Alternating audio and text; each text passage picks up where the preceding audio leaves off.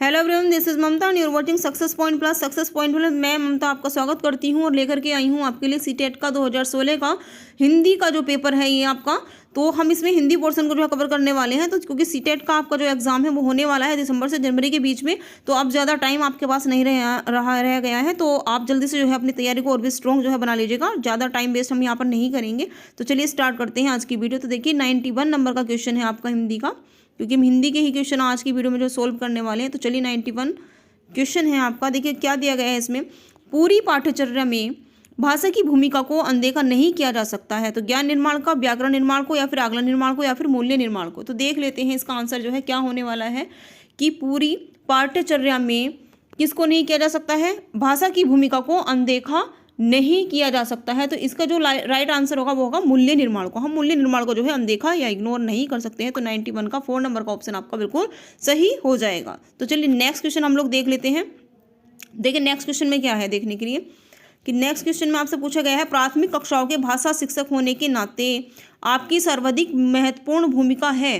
तो देखिए क्या महत्वपूर्ण भूमिका इसमें होने वाली है। बच्चों को वाद विवाद के लिए तैयार करना, विद्यार्थियों को सर्वाधिक अंक प्राप्त करने के लिए तैयार करना, या फिर कक्षा में पाठ्य पुस्तक का अच्छी तरह से निर्वाह करना, या फिर बच्चों की भाषाई क्षमता के विकास के लिए तरह तरह के अवसर जुटाना। तो देखिए इसमें जो कुछ कीवर्ड्स होते हैं जो कि मैंने आपको पहले ही बताया है कि हमें जो पॉजिटिव आंसर है उसको जो है देखना है, नेगेटिव आंसर हमें इसमें नहीं देखना है। तो देखिए प्राथमिक कक्षाओं की भाषा शिक्षक की ये बात हो रही है कि भाषा शिक्षक जो होता है उसको यहाँ पर जो है क्या करना चाहिए। तो देखिए बच्चों को क्या वाद विवाद कराना चाहिए, या फिर विद्यार्थियों को सर्वाधिक अंक जो है प्राप्त करने के लिए यहाँ पर जो है क्या करना चाहिए, प्रेरित करना चाहिए या फिर तैयार करना चाहिए। तो देखिए इसका जो राइट आंसर हो जाएगा कि बच्चे की भाषाई क्षमता के विकास के लिए तरह तरह के हमें अवसर जुटाने हैं। जहाँ पर भी अवसर की बात आएगी, चांस की बात आएगी, वही आपका जो सटीक आंसर हो जाएगा। तो बच्चों की भाषाई क्षमता के विकास के लिए तरह तरह के अवसर जुटाना ही सही ऑप्शन होगा। 92 का 4 आपका सही हो जाएगा। नेक्स्ट क्वेश्चन हम लोग देख लेते हैं। 93 नंबर का आपका क्वेश्चन है। दूसरी कक्षा में पढ़ने वाला रोहित हिंदी की कक्षा में अपनी मातृभाषा में बात करता है। ठीक है, आप क्या करेंगी? बाकी बच्चों से उसकी भाषा सीखने के लिए कहेंगे, या फिर उसे डांटेंगे? डांटना तो बिल्कुल ही नहीं है, उसे बिल्कुल बिल्कुल अनदेखा भी उसे नहीं करना है। उसकी भाषा को समझने की कोशिश जो है हम लोग कर सकते हैं। तो उसकी भाषा को समझने की कोशिश हम लोग करेंगे। ट्राई मतलब कि जो कुछ भी चेंजेस करने हैं वो शिक्षक को अपने आप ही अपने अंदर ही करने हैं। बच्चे को हमें बिल्कुल भी चेंज नहीं करना है, उसको हमें डांटना भी नहीं है, इग्नोर भी हमें उसको नहीं करना है, या फिर बाकी बच्चों को भी उसके जैसा बनने के लिए हम नहीं बोल सकते। तो 93 का 4 नंबर का ऑप्शन आपका सही हो जाएगा। नेक्स्ट क्वेश्चन हम लोग देख लेते हैं। तो देखिए 1 मिनट रुकिएगा। 94 नंबर का क्वेश्चन है आपकी स्क्रीन पर। तो देखिए 94 में आपसे क्या पूछा गया है कि पढ़ना सीखने के लिए कौन सा उपकौशल अनिवार्य नहीं है।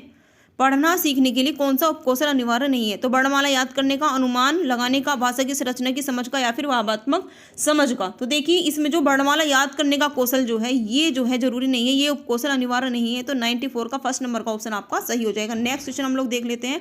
95 नंबर का क्वेश्चन है आपकी स्क्रीन पर। द्विभाषिक बच्चे विकास, सामाजिक सहिष्णुता और चिंतन में अपेक्षाकृत बेहतर होते हैं। तो द्विभाषिक बच्चे संज्ञानात्मक विस्तृत होते हैं, या फिर संक्रियात्मक सीमित, या फिर संक्रियात्मक केंद्रित, या फिर संज्ञात्मक सीमित। तो देखिए इसमें जो है संज्ञानात्मक विस्तृत जो होगा वही आपका राइट आंसर हो जाएगा। तो इसमें हो जाएगा द्विभाषिक बच्चे संज्ञानात्मक विकास, सामाजिक सहिष्णुता और विस्तृत चिंतन में अपेक्षाकृत बेहतर होते हैं, क्योंकि ये द्विभाषिक बच्चे की बात हो रही है। ठीक है, तो वो सीमित भी नहीं होंगे, सीमित हमें नहीं करना है, लिमिटेशन में हमें नहीं रखना है। तो दोनों ही ऑप्शन आपके कट जाएंगे, केंद्रित या फिर विस्तृत। तो बेस्ट ऑप्शन जो है देखिए यहाँ पर सक्रियात्मक आया हुआ, ये संज्ञानात्मक है। संज्ञानात्मक विस्तृत आपका सही आंसर हो जाएगा। 95 का 1 आपका सही हो जाएगा। नेक्स्ट क्वेश्चन हम लोग देख लेते हैं। 96 नंबर का क्वेश्चन है। निम्नलिखित में से किसके अभाव में हम पढ़ नहीं सकते। किसके अभाव में यानी कि किसकी कमी के कारण हम पढ़ नहीं पाएंगे। तो वारह खड़ी से परिचय होने पर, या फिर वर्णमाला की क्रमबद्धता का ज्ञान अगर हमें ना हो तो, या फिर संयुक्ताक्षरों की पहचान ना हो, या फिर लिपि से हमारा जो है परिचय ही नहीं हो। तो देखिए ये सारी चीज़ें लिपि में ही जो है अंतर्गत, लिपि के ही अंतर्गत आती है। तो लिपि से अगर हमारा परिचय नहीं होगा तो हम किसी भी चीज़ को नहीं पढ़ पाएंगे। तो 96 का 4 नंबर का आपका ऑप्शन बिल्कुल सही हो जाएगा। तो नेक्स्ट क्वेश्चन हम लोग देख लेते हैं। 97 नंबर का क्वेश्चन ये रहा आपकी स्क्रीन पर।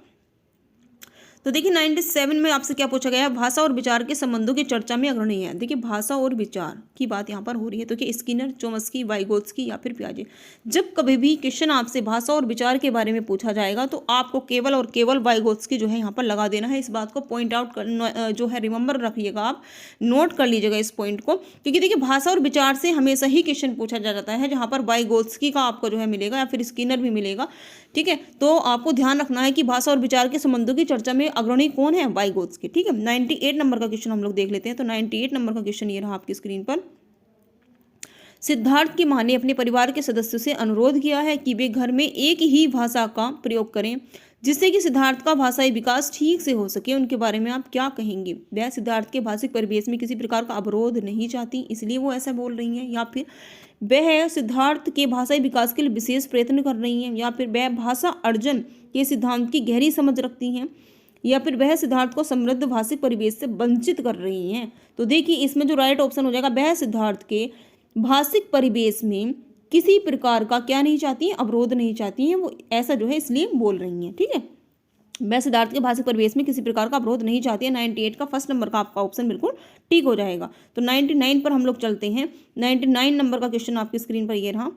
तो देखिए इसमें क्या पूछा गया है, प्राथमिक स्तर पर भाषा शिक्षण के संदर्भ में सर्वाधिक महत्वपूर्ण है कि बच्चे लिपि छपी सामग्री को बोल बोल कर जो है पढ़ सकें, या फिर अक्षरों को जोड़ जोड़ कर पढ़ सकें, या फिर शब्दों को जोड़ जोड़ कर वाक्य पढ़ सकें, या फिर लिपि छपी सामग्री का अर्थ समझ सकें। तो देखिए ये जो 99 नंबर का आपका क्वेश्चन है, इसका जो राइट ऑप्शन होगा, लिपि और छपी सामग्री का अर्थ समझ सकें, यानी कि जो 99 नंबर का क्वेश्चन है उसका फोर्थ ऑप्शन आपका सही हो जाएगा। नेक्स्ट क्वेश्चन हम लोग देख लेते हैं। तो नेक्स्ट क्वेश्चन में देखिए क्या पूछा गया है, प्राथमिक स्तर पर लेखन क्षमता के संदर्भ में सर्वाधिक महत्वपूर्ण है। तो देखिए लेखन क्षमता की यहाँ पर बात हो रही है, मौलिक विचार, श्रुतलेख, सुलेख या फिर वर्तनी। तो देखिए इसमें जो होगा इसका राइट ऑप्शन हो जाएगा सुलेख, कि प्राथमिक स्तर पर लेखन क्षमता के संदर्भ में सर्वाधिक महत्वपूर्ण होता है क्या, सुलेख। नेक्स्ट क्वेश्चन है आपके स्क्रीन पर, क्वेश्चन नंबर 101 है आपका, निम्नलिखित में से कौन सी गतिविधि श्रवण और वाचन, देखिए श्रवण और वाचन कौशल के विकास के लिए सर्वाधिक उपयुक्त होगी। कहानी सुनाकर उस पर बच्चों की प्रतिक्रिया जानना, देखिए यहाँ पर सुनाने का काम हो रहा है, ये भी हमें ध्यान में रखना। हाव भाव के साथ कविता बुलवाना, या फिर प्रश्नोत्तर सत्र आयोजित करना, या फिर रेडियो समाचार सुनाना, सबसे जो उपयुक्त होगा वह कौशल हमें इसमें देख लेना है। तो देखिए कहानी सुनाकर उस पर बच्चों की प्रतिक्रिया जानना जो है बेस्ट ऑप्शन आपका हो जाएगा। तो 101 का फर्स्ट नंबर का ऑप्शन आपका सही हो जाएगा। नेक्स्ट क्वेश्चन देख लेते हैं। तो क्वेश्चन नंबर 102 है आपकी स्क्रीन पर, वाणी होती है और लिखित भाषा की तुलना में काफ़ी तेजी से बदलती रहती है। तो वाणी कैसी होती है, स्थिर, अस्थायी, स्थायी या फिर गौण। तो देखिए राइट ऑप्शन इसका क्या होने वाला है कि भाषा जो है वाणी जो है वो स्थिर होती है और लिखित भाषा की तुलना में काफ़ी तेजी से बदलती रहती है। तो इसका जो है आपका फर्स्ट ऑप्शन जो है सही हो जाएगा। First option is the correct option of the question number 102। Next question हम लोग देख लेते हैं। तो देखिए 103 नंबर का क्वेश्चन आपकी स्क्रीन पर ये रहा। देखिए इसमें क्या पूछा गया है, बहुभाषी कक्षा से तात्पर्य है। अब बात हो रही है बहुभाषी कक्षा की। ठीक है, जिस कक्षा में प्रत्येक बच्चे की घर की बोली को सम्मान दिया जाता हो, जहां बहुत सी भाषाओं का अध्यापन किया जाता हो। देखिए बहुत सी भाषाओं का इसमें बताया गया है। जिस कक्षा के शिक्षक शिक्षिका को 2 या 2 से अधिक भाषाएं पढ़ लिख सकते हो, या फिर जिस कक्षा में कम से कम 2 भाषाओं का पाठ्यपुस्तक उपलब्ध हो। तो देखिए जिस कक्षा के शिक्षक शिक्षिका 2 या 2 से अधिक भाषाएं पढ़ लिख सकते हो, ठीक है, यही आपका जो है राइट ऑप्शन हो जाएगा। बहुभाषी कक्षा यही होती है जहाँ कम से कम 2 भाषाओं के पाठ्यपुस्तक जो है उपलब्ध हों, अधिक जो है भाषाएं जो है शिक्षक जो है वो पढ़ लिख सकते हो, यानी कि वो पढ़ भी सकते हो और वो लिख भी सकते हो। तो थर्ड नंबर का जो है आपका ऑप्शन सही हो जाएगा। ठीक है, कक्षा में प्रत्येक बच्चे घर की बोली को सम्मान दिया जाता हो, बहुत सी भाषाओं का अध्यापन, देखिए बहुत सी भाषाओं का अध्यापन किया जाता है, या फिर जिस कक्षा के शिक्षक शिक्षिका को 2 या 2 से अधिक भाषाएं पढ़ लिख सकते हो, यही आपका जो है राइट ऑप्शन हो जाएगा। नेक्स्ट क्वेश्चन देख लेते हैं। तो नेक्स्ट क्वेश्चन में देखिए क्या है खास, 104 नंबर का क्वेश्चन आपकी स्क्रीन पर, संज्ञान के स्तर पर विकसित अन्य भाषाओं में आसानी से अनुदित होती रहती है व्याकरण क्षमता, तर्क क्षमता, भाषा क्षमता या फिर ज्ञान क्षमता। तो देखिए संज्ञान के स्तर पर विकसित होने वाली भाषाओं में आसानी से अनुदित होती है वो है आपकी भाषा क्षमता। तो थर्ड जो है ऑप्शन आपका सही हो जाएगा। नेक्स्ट क्वेश्चन है आपकी स्क्रीन पर, भाषा शिक्षण को संदर्भ में रखकर देखने की आवश्यकता है, सांस्कृतिक संदर्भ में या फिर नैतिक संदर्भ में या फिर बहुभाषी संदर्भ में या फिर आर्थिक संदर्भ में। तो इसका राइट आंसर हो जाएगा बहुभाषी, कि भाषा शिक्षण को बहुभाषी संदर्भ में रखकर देखने की हमें क्या है आवश्यकता है। नेक्स्ट क्वेश्चन देख लेते हैं। क्वेश्चन नंबर है आपका 106। तो देखिए 106 में क्या है, पहले आपको जो ये पैसेज दिया गया है उसको थोड़ा सा स्टडी कर लेते हैं, रीड कर लेते हैं उसको, जल्दी से टाइम वेस्ट नहीं करेंगे। तो चलिए देख लेते हैं 106 से 114 तक जो है प्रश्न इसी से जो है रिलेटेड पूछे गए हैं। तो लघु उद्योग और उन देखिए जहाँ पर हमें इंपॉर्टेंट लगेगा कि ये लाइन इंपॉर्टेंट है या फिर ये वर्ड जो हमारे काम आ सकते हैं आंसर में, तो उनको हमें स्टार्टिंग में ही अंडरलाइन कर लेना है। तो लघु उद्योग उन उद्योगों को कहा जाता है जिनके शुभारंभ एवं आयोजन के लिए भारी भरकम संसाधनों की आवश्यकता नहीं होती है। वे थोड़े से स्थान पर थोड़ी पूंजी में और अल्प साधनों से ही आरंभ किए जा सकते हैं, फिर भी उनसे सुनियोजित ढंग से अधिकाधिक लाभ प्राप्त करके देश की निर्धनता, गरीबी और विषमताओं में से एक सीमा तक लड़ा जा सकता है। अपने आकार, प्रकार तथा साधनों की लघुता व अल्पता के कारण ही इस प्रकार के उद्योग धंधों को कुटीर उद्योग भी कहा जाता है। इस प्रकार के उद्योग धंधे अपने घर में भी आरंभ किए जा सकते हैं और अपने सीमित साधनों का सदुपयोग करके आर्थिक लाभ कमाया जा सकता है और सुखी समृद्ध बना जा सकता है। भारत जैसे देश के लिए तो इस प्रकार के लघु उद्योगों का महत्व और भी बढ़ जाता है, क्योंकि यहाँ युवाओं की एक बहुत बड़ी संख्या बेरोजगार है। इसी कारण महात्मा गांधी ने मशीनीकरण का विरोध किया था। देखिए महात्मा गांधी जी ने किसका जो है विरोध किया था, मशीनीकरण का। उनकी यह स्पष्ट धारणा की थी कि लघु उद्योगों को प्रश्रय देने से लोग स्वावलंबी बनेंगे, मजदूर किसान फसलों की बुआई कटाई से फुर्सत पाकर अपने खाली समय का सदुपयोग भी करेंगे। इस प्रकार आर्थिक समृद्धि तो बढ़ेगी ही, साथ ही लोगों को अपने घर के पास रोजगार भी मिल सकेगा। ठीक है, तो अब हम इसके क्वेश्चन देख लेते हैं। तो देखिए क्वेश्चन नंबर 106 है, जो कि आपका पैसेज पर ही आधारित जो है प्रश्न यहाँ पर पूछा गया है। तो उन उद्योगों को लघु उद्योग कहा जाता है जिनसे अल्प लाभ मिलता है या जो अल्प अवधि तक चलते हैं या फिर जो कम साधनों से शुरू किए जा सकते हैं या फिर जिन्हें निर्धन व्यक्ति आयोजित करते हैं। तो देखिए जो कम साधनों से जो है शुरू किए जा सकते हैं, यही आपका जो है राइट ऑप्शन हो जाएगा। 106 का थर्ड ऑप्शन जो है करेक्ट हो जाएगा। नेक्स्ट क्वेश्चन देख लेते हैं, मशीनीकरण से तात्पर्य है। तो देखिए मशीनीकरण से तात्पर्य मशीनों का अधिक निर्माण, मशीनों की अधिक उपलब्धता या फिर मशीनों की अधिक खरीद या फिर मशीनों का अधिक उपयोग। तो देखिए इसमें जो है मशीनों का अधिक उपयोग, मशीनीकरण से मतलब मशीनों का सबसे ज़्यादा उपयोग, यानी कि अधिक से अधिक जो है उपयोग को ही हम मशीनीकरण बोलते हैं। क्वेश्चन नंबर 108 हम लोग देख लेते हैं। तो क्वेश्चन नंबर 108 है, 108 में देखिए क्या पूछा गया है, लघु उद्योगों को प्रोत्साहन देने के संदर्भ में गांधी जी की क्या धारणा थी। तो देखिए गांधी जी की धारणा को हम देख लेते हैं। मशीनीकरण का विरोध किया जा सके, लोगों को आर्थिक रूप से आत्मनिर्भर बनाया जा सके, या फिर समय का सदुपयोग किया जा सके, या फिर किसानों को बुआई कटाई से फुर्सत मिल सके। तो देखिए लघु उद्योगों को प्रेशर देने के संदर्भ में गांधी जी की धारणा थी कि लोगों को आर्थिक रूप से हमें क्या बनाया जा सके, आत्मनिर्भर बनाया जा सके। तो 108 का 2 नंबर का ऑप्शन आपका सही हो जाएगा। नेक्स्ट क्वेश्चन देख लेते हैं। तो देखिए नेक्स्ट क्वेश्चन में क्या है, 109 नंबर का क्वेश्चन है आपकी स्क्रीन पर। भारत जैसे देश के लिए लघु उद्योग धंधों का महत्व क्यों बढ़ जाता है। तो देखिए भारत जैसे देश के लिए लघु उद्योग धंधों का महत्व इसलिए बढ़ जाता है क्योंकि यहाँ बहुत से लोगों को काम की क्या है जरूरत है। क्योंकि यहाँ क्या है बहुत से, देखिए ऑप्शन देख लेते हैं, क्योंकि यहाँ के युवा वर्ग को मशीनों पर काम करना नहीं आता है, क्योंकि यहाँ कम पूंजी वाले लोग अधिक संख्या में हैं, क्योंकि यहाँ बहुत से लोगों को काम की जरूरत है, या फिर क्योंकि यहाँ मशीनों की उपलब्धता बहुत कम है। तो देखिए इसका आंसर हो जाएगा क्योंकि यहाँ बहुत से लोगों को काम की क्या होती है, जरूरत होती है। तो आपका जो है 109 का 3rd नंबर का ऑप्शन सही हो जाएगा। नेक्स्ट क्वेश्चन देख लेते हैं 110। विषमता का विपरीतार्थी है, विषमता का जो है विपरीतार्थी है समानता, असमानता, प्रतिकूलता या फिर सामान्यता। तो इसका जो है राइट ऑप्शन हो जाएगा समानता। विषमता और समानता, ठीक है, ये आपस में क्या है, विपरीतार्थी शब्द हैं। तो क्वेश्चन नंबर 111 है, समृद्ध शब्द में भाव है। तो देखिए समृद्ध शब्द में भाव है रोजगार पाने का, खुशहाल होने का, धनी होने का या फिर समर्थ होने का। तो देखिए इसमें समृद्ध शब्द का जो भाव लिया गया है वो धन होने का जो है लिया गया है, धनी होने का। तो इसमें 111 का 3rd ऑप्शन जो है आपका सही हो जाएगा। क्वेश्चन नंबर 112 है आपका, 112 नंबर का क्वेश्चन आपकी स्क्रीन पर। अल्पता शब्द है, तो अल्पता जो है वो एक कैसा शब्द है, देखिए क्या वो देशज शब्द है, क्या विदेशी है, क्या तद्भव है या फिर तत्सम है। तो अल्पता जो है वो एक तत्सम शब्द है। कैसा शब्द है, तत्सम शब्द है, यानी कि 112 का 4th नंबर का ऑप्शन आपका सही हो जाएगा।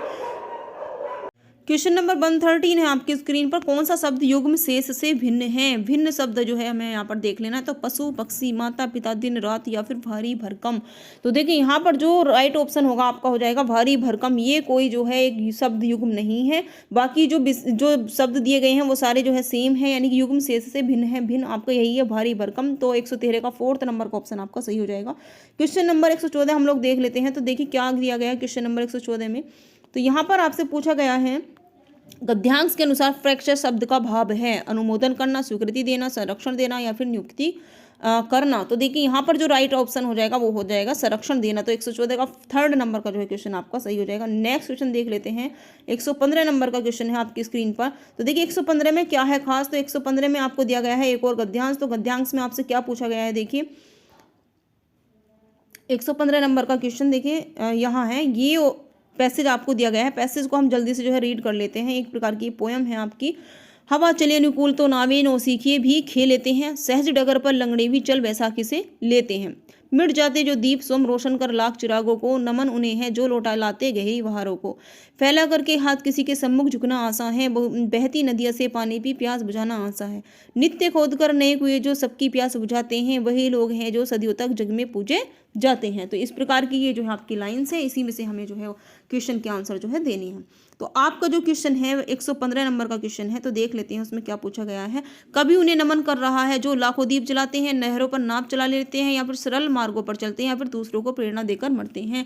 तो इसमें जो आपका राइट ऑप्शन हो जाएगा दूसरों को प्रेरणा देकर मरते हैं। कभी जो है उन्हें नमन कर रहा है जो दूसरों को प्रेरणा देकर मरते हैं। तो 115 का फोर्थ नंबर का ऑप्शन आपका सही हो जाएगा। नेक्स्ट क्वेश्चन देख लेते हैं। क्वेश्चन नंबर 160 है आपकी स्क्रीन पर।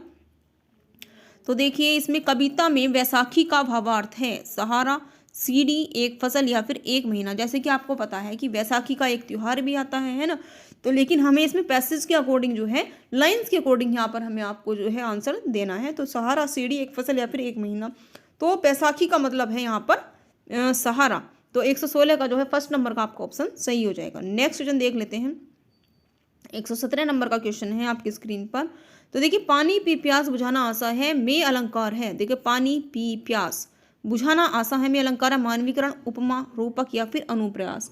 तो देखिए इसमें अनुप्रयास अलंकार है। वो क्यों है, देखिए इसमें जो है वर्णों की आवृत्ति जो है हुई है, तो ये आपका अनुप्रास अलंकार है। नेक्स्ट क्वेश्चन हम लोग देख लेते हैं। 118 नंबर का क्वेश्चन है आपकी स्क्रीन पर। देखिए इसमें क्या पूछा गया है। तो देखिए 118 नंबर में आपसे पूछा गया है कि समाज उन्हें सदा सम्मानित करता है जो अपने कामों से सबका हित करते हैं, सदियों तक पूजे जाते हैं, या फिर नित्य नए कुएं खोदते हैं, या फिर प्यासे को पानी पिलाते हैं। तो देखिए जो अपने कामों से अपने जो है कामों से सबका जो है हित करते हैं उनको ही समाज जो है सदा सम्मानित करता है। तो ये फर्स्ट नंबर का ऑप्शन आपका सही हो जाएगा। नेक्स्ट क्वेश्चन है आपकी स्क्रीन पर। कवि के अनुसार उनका जीवन आसान नहीं है जो बैसाखी के सहारे चलते हैं, परिश्रम से बीती बहारों को लौटा लाते हैं, या फिर श्रम अपने लिए धन साधन जुटाते हैं, या फिर लोगों के सामने हाथ फैलाते हैं। तो परिश्रम से बीती बहारों को लौटा लाते हैं is the right option of the question number 119, यानी कि 119 नंबर का जो क्वेश्चन है उसका 2 नंबर का ऑप्शन आपका सही हो जाएगा। नेक्स्ट क्वेश्चन है आपकी स्क्रीन पर। 120 नंबर का क्वेश्चन है। नो सीखिया है। तो देखिए नो सीखिया क्या है, नए विषय पढ़ने वाला, नया सिखाने वाला, या फिर नया सीखने वाला, या फिर नो विषय जानने वाला। तो जो नया सीखने वाला होता है उसको जो है हम नो सीखिया बोलते हैं कि भाई इसको कुछ नहीं आता है, अभी ये नो सीखिया है, अभी सब कुछ इसके लिए क्या है, नया है। तो नया जो है सीखने वाला है। देखिए यहाँ पर सिखाने वाला नहीं है, सीखने वाला है। तो थर्ड जो है ऑप्शन आपका सही हो जाएगा। वहाँ पर आपको बिल्कुल भी कंफ्यूज नहीं होना है। इसी तरह के क्वेश्चन जो है आपको देखने के लिए मिलेंगे वहाँ पर। तो ये आपके जो है 30 क्वेश्चन थे हिंदी के, जो कि मैंने यहाँ पर आपको करा दिए हैं, बता दिए हैं।